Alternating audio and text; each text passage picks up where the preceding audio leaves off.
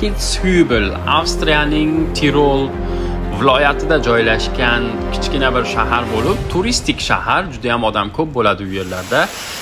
Kuni kecha 26-iyun kuni ob-havo juda ham noqulay keldi va ekranda ko'rib turganingizdek, juda ham yog'ingarchilikka boy va buning ustiga katta do'l ham yog'di. Do'llarning kattaligi 2 yevrolik kattalikka ega ekan.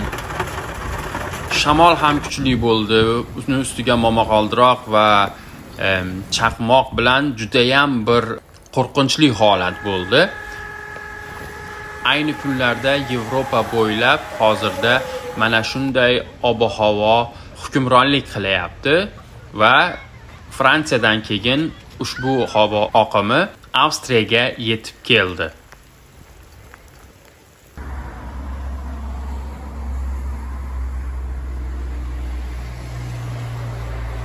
Shunday bo'lsa-da, bu yerda yashaydigan aholi o'zga chorasi yo'qligini anglagan holda bu ob-havoni chiroyli tarzda kutib olishdi va o'tib ketgandan keyin mana endi asta-sekinlik bilan ko'chalarni tozalash va yig'ishtirish ishlariga tushib ketishdi.